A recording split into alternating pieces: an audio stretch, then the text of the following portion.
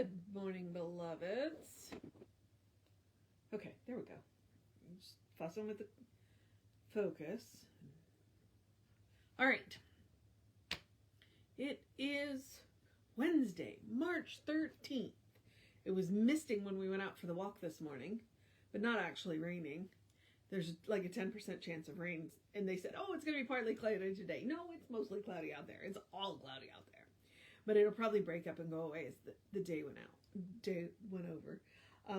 And Tuesday nights we go see movies if we can, if there's a movie out that we want to see. And we went to see Kung Fu Panda, and it's cute, predictable, cute, but it was fun to see it. So we never did see Kung Fu Panda 3, and we don't remember what Kung Fu Panda 2 was about. So we're like, huh, okay. So we may be watching Kung Fu Panda 3 this weekend. So, yeah. That's what it happens. All right. It is March 13th. Our title is Oneness with God. Our author is Emilie, Cady. This is from How I Used Truth from 1939, and this is from Unity. And she starts out with a quote from Emerson, a big, long quote from Emerson. So, just so you know. All right. Prayer that craves a particular commodity, anything less than all good, is vicious. Prayer is the contemplation of the facts of life from the highest point of view. It is the soliloquy of a beholding and jubilant soul. It is the Spirit of God pronouncing its works good. But prayer, as a means to effect a private end, is meanness and theft. It supposes dualism and not unity in nature and consciousness. As soon as the person is consciously at one with God, they will not beg. And that is Ralph Waldo Emerson.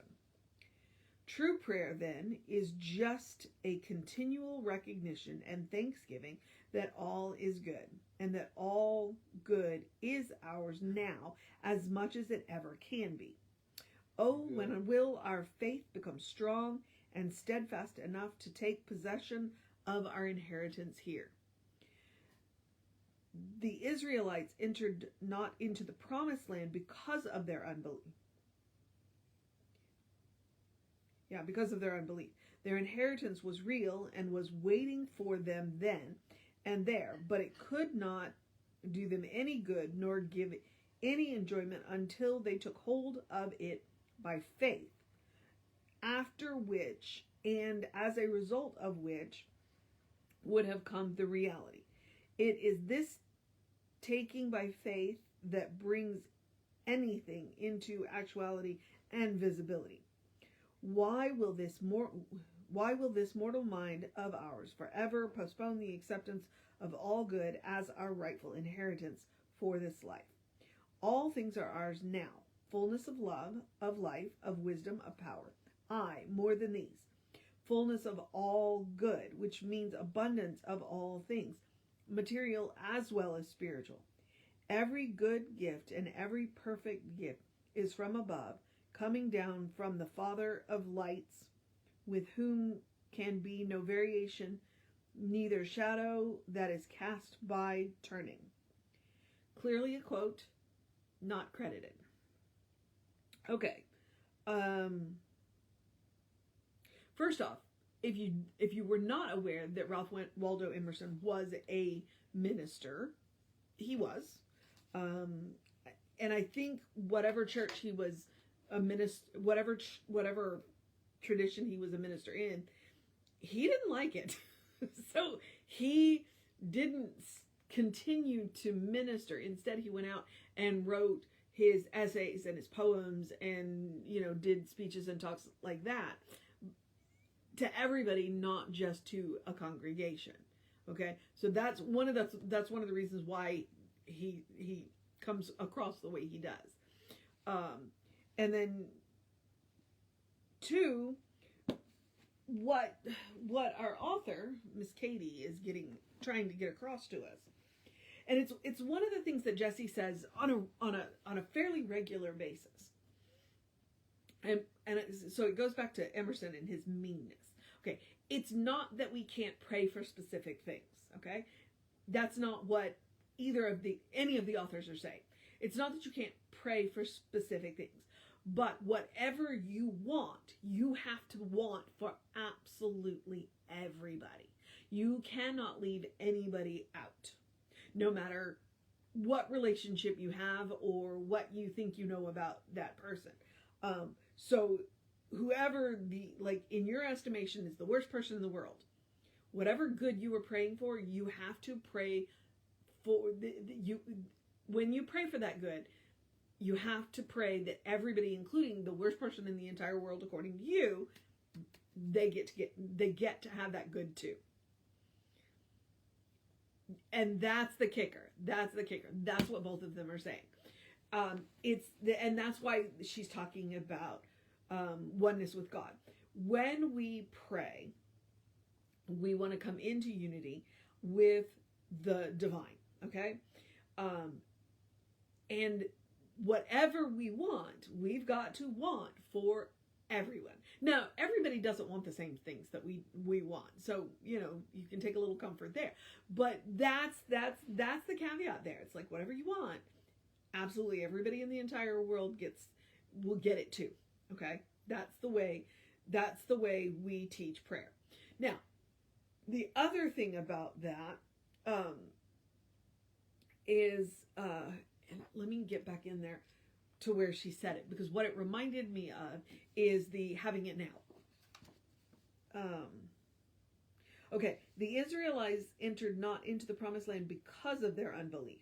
Their inheritance was real and awaiting them then and there, but it could not do them any good nor give any enjoyment until they took hold of it by faith. Okay, so we talk about living in heaven.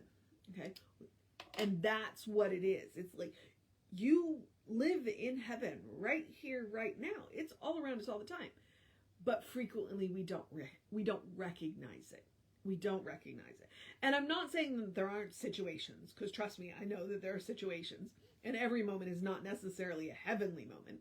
But I'm going to quote a friend of mine, Terry, who is a practitioner, who says it is a holy moment.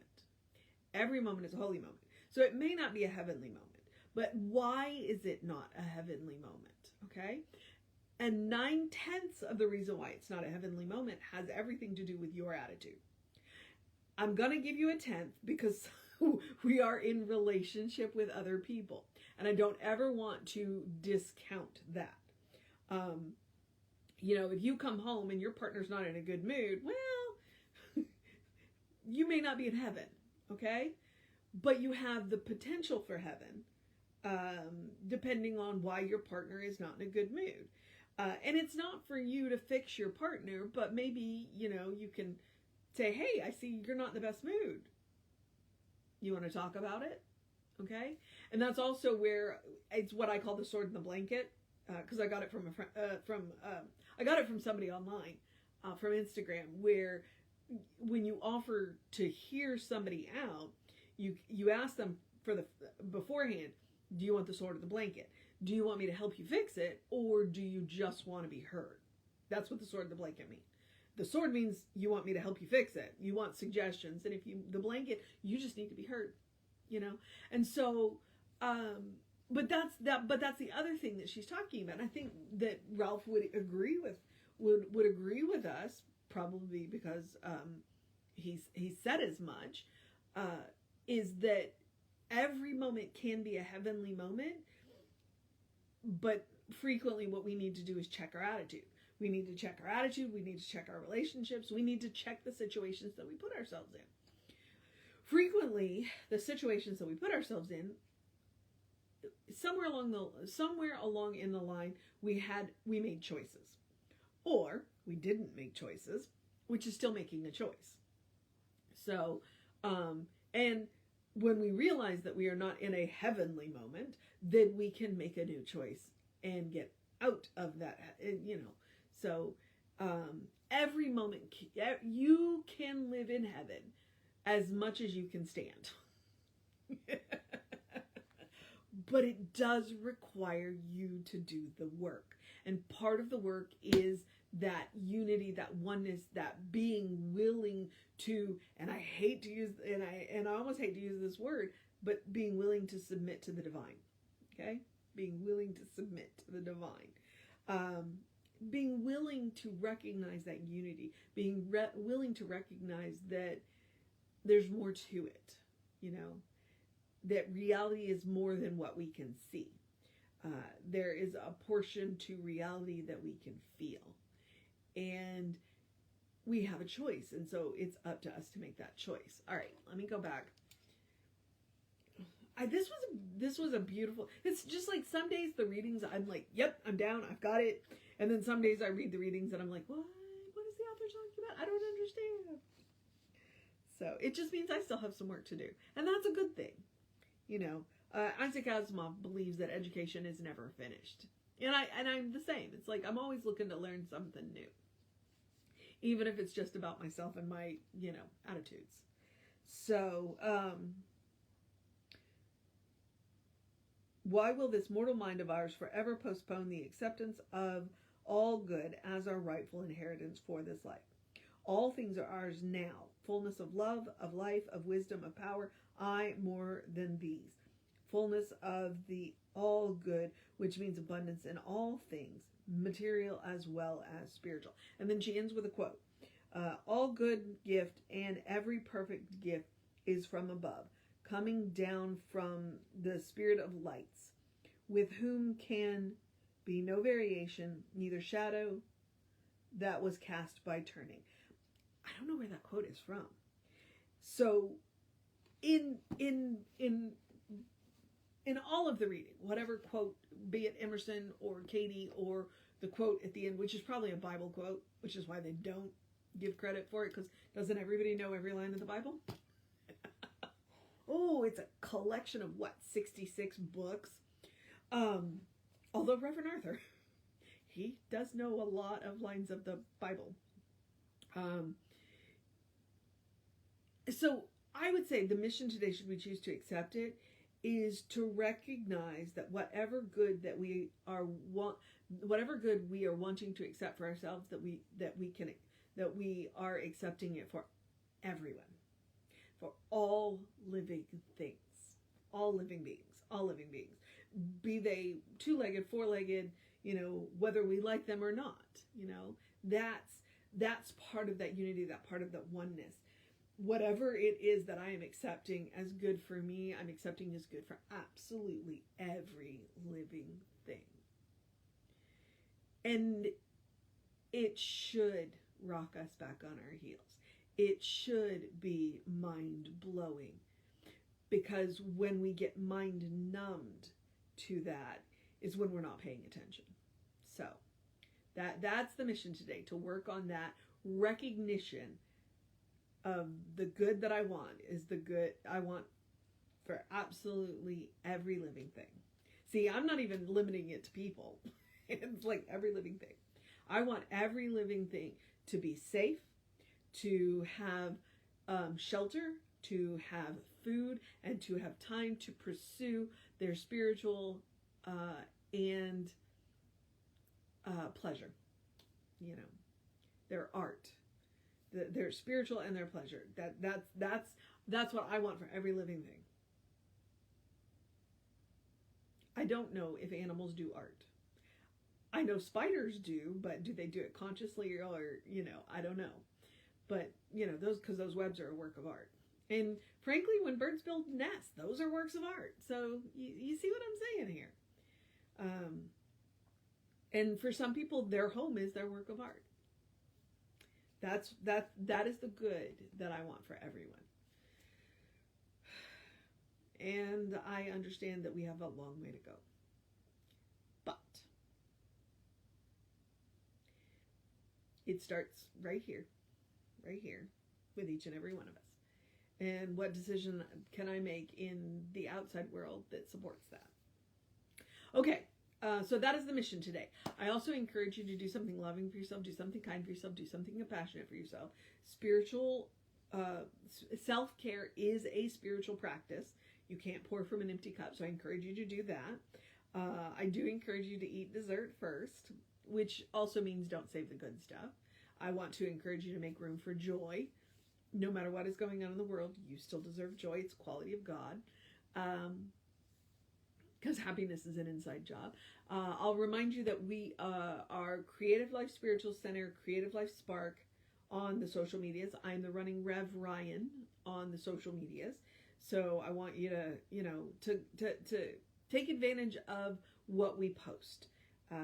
We try and post light, bright, uplifting, helpful, and oftentimes funny. All of us have senses of humor, so you see that stuff. And if you subscribe to the YouTube channels, it'll let you know when we upload new videos. If you like and follow, and then there's allow notifications when we go live on the other channels, on the Facebook channels, it'll let you know. And I think it does the same thing on Instagram. I don't know. We don't go live on Instagram, so we do post little videos on Instagram though, so there's that. And I don't know how TikTok works at all, so there's that. And if you want to know what's going on with the center, please email info@creativelife.org. That will get you on the constant contact. It is one email a week because it's done by a real person, and he ain't got time for more than that. So please take advantage of all that. All right, I'm going to encourage you to have a great day, a wondrous day, a fantastic day, a magical day, an enchanted day, a wonderful day, an awesome day, an amazing day, a oneness day, a middle of the week day, where are you on your projects day, a making a choice day, a heavenly day, a holy moment now day, a wrapping it up, headed for the weekend day, like in the middle of the weekday, right? A good day, and if that is too much pressure, simply have a day. You are enough, just as you are. You are a beloved expression of the divine. You are a brilliant light, a divine spark, spirit in motion, God in action, or as Reverend Jesse likes to call us, you are a godling. All right? Explore the truth of your being. Get to know who the divine knows you to be. Because I can promise you one thing. It's the only thing I can promise you. The person that the divine knows you to be is good. And from there, anything is possible. All right, beloveds. Take care of yourself. Know that you are loved. And I will see you next time. Oh, did I remind you Reverend David would be on around 5 p.m. and I'll be back around 9? I don't know if I did. I've gotten a little ruddy, so I'm working on that. All right, beloveds. Take care of yourself. Know that you're loved. I'll see you next time.